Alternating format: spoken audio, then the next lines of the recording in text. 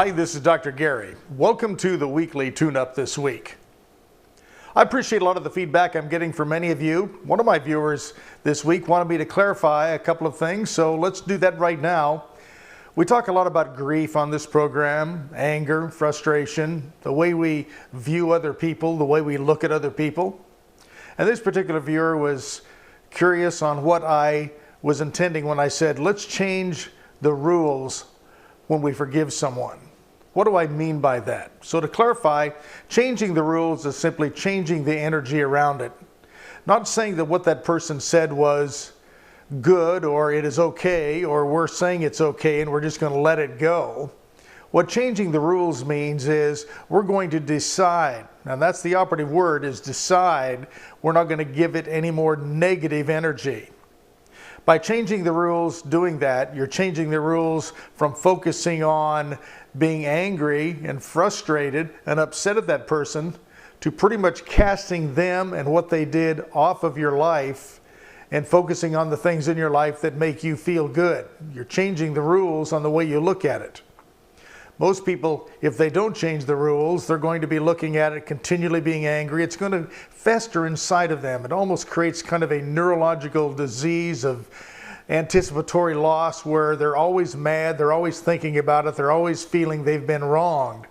By changing the rules, we look at focusing on the good things in our life, casting that off and just putting it behind us and saying, you know what, I don't agree with it, I don't like it. However, I'm going to decide I'm not going to give it any more negative energy. Another thing I want to talk about this week is something that I think is really important that we all have to look at.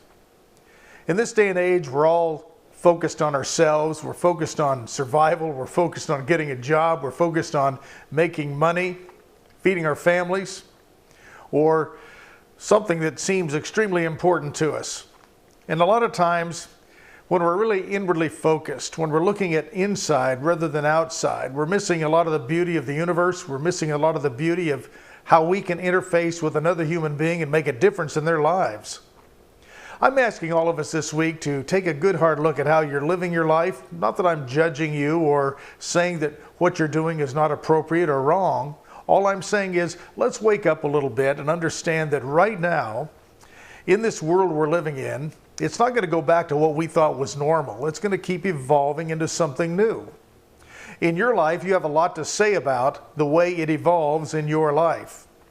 Also, I do know this for a fact, that if we can focus on making our life about something that's bigger than us, where we can participate in a life that contributes to others, it's not only going to make life better for us, it's going to make life better for other people. It's going to have a tendency to improve the planet in new and delightful ways, where we didn't even think we could have an effect on it. Every day you're meeting someone, you're running into stores, you're talking to people, you have your children, you have your parents, whoever you're interfacing with every day, you have the opportunity to interface with them and inspire them or motivate them or to at least focus on them. Today, many people are so myopically focused on themselves and what's happening in their life, and it's kind of all about them, that many times, even in our closest relationships, they're being neglected. We're not really focusing on the joys, the tragedies, or even the amazing capabilities of other people that meet us in our life. I've learned doing what I'm doing for over 30 years now, that everyone has a story. Everyone has a story that they could tell that probably make a great movie or a book. Each one of us have that. And sometimes if we learn about someone else's story, it takes a lot of the troubles of our own story away and we can focus on that. And also, many times, we can inspire and motivate that person even further. So when it comes down to holding grudges, when you're mad at someone, change the rules on the way you deal with that by focusing on the joys in your life, the good things that are happening, not what that person did that upsets you. Change the rules on the way you're focusing on things. And then make your life dedicated to do something that's bigger than yourself, where you're contributing to something or a whole or a complex equivalency of something that's going to really matter, and you become a part of that. It's really important that we do that in our life, whether it's spiritually, whether it's going out and volunteering. Each one of us have a duty to take care of other people, and not just take care of them financially, but take care of them emotionally. So let's work on that this week. Until next week, this is Dr. Gary wishing you an extraordinary, enlightening week. Until then, bye-bye.